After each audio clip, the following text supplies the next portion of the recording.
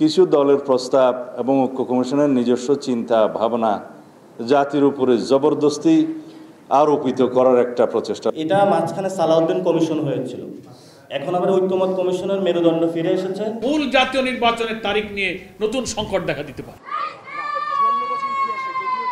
জুলাই সনদ সইয়ের পর অংশীজনদের আশা ছিল মিটমাটের পথে রাজনৈতিক বিতর্ক, তবে মঙ্গলবার সনদ বাস্তবায়নের সুপারিশ জমার পর আবারও উত্তপ্ত রাজনীতি। প্রধান উপদেষ্টার দৃষ্টি আকর্ষণ করে বলতে চাই, আপনি জনগণের সামনে কিন্তু প্রতিশ্রুতিবদ্ধ কাছে গ্রহণযোগ্য একটা নির্বাচন দেবেন।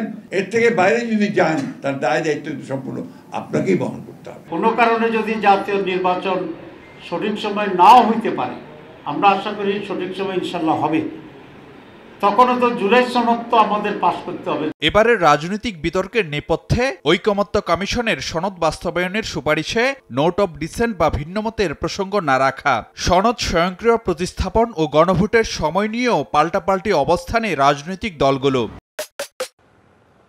Maggi hot and spicy blast, taste of the nation. সনদ বাস্তবায়নে সংসদকে 270 দিন সময় বেঁধে দেয়া, নইলে সংবিধানে স্বয়ংক্রিয় প্রতিস্থাপনের যে সুপারিশ করেছে ঐকমত্য কমিশন তা নজিরবিহীন ও সাংবিধানিক রীতির সঙ্গে সাংঘর্ষিক বলে মনে করেন এই আইনজ্ঞ। জানান, সার্বভৌম সংসদকে কেউ কিছু বেঁধে দিতে পারে না। কনস্টিটিউশনে যে বিষয়টা নেই সেটা আদালত তো বলতে পারবে না যে 270 দিনের মধ্যে না হলে এটা কনস্টিটিউশন অটোমেটিক্যালি সন্নিবেশিত হয়ে যাবে। সুতরাং নজিরের তো প্রশ্নই আসে না, এরকম কোনো বিষয় অতীতে কখনো হয়নি। কনস্টিটিউশন যে কোনো বিধানকে যদি সন্নিবেশিত করতে হয় সেটা সংসদ ছাড়া সম্ভব নয়। কমিশন কোনো সুপারিশ করলে এটা সুপারিশ পর্যন্তই থাকবে, কিন্তু এটা অটোমেটিক্যালি কনস্টিটিউশনের মধ্যে সন্নিবেশিত হয়ে যাবে, এটার আসলে কোনো কনস্টিটিউশনাল বা আইনগত ভিত্তি নেই।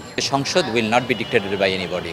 রাজনৈতিক বিশ্লেষক মনে করেন, অনড় অবস্থানের সুরাহা না হলে অনিশ্চয়তায় পড়তে পারে নির্বাচন। অনড় থাকলে তো সংকট তৈরি হবেই, নির্বাচন হবে না, ঠিক টাইমে হবে না, কিন্তু সেই রিস্কই তারা নিবে আমার মনে হয় না। নির্বাচনটা 2 মাস যদি পিছায় যায় তাহলেও যে এই নির্বাচন হবে এরকম অ্যাসিওরেন্স নাও থাকতে পারে। রাজনীতিতে নতুন সংকট এড়াতে প্রধান উপদেষ্টাকে উদ্যোগী হওয়ার পরামর্শ রাষ্ট্রবিজ্ঞানের এই অধ্যাপকের। হয়তো ডক্টর ইউনূস আবার রাজনৈতিক দলগুলোকে ডাকবেন। ফারুক ভিয়া, রবিন, সময় সংবাদ, ঢাকা।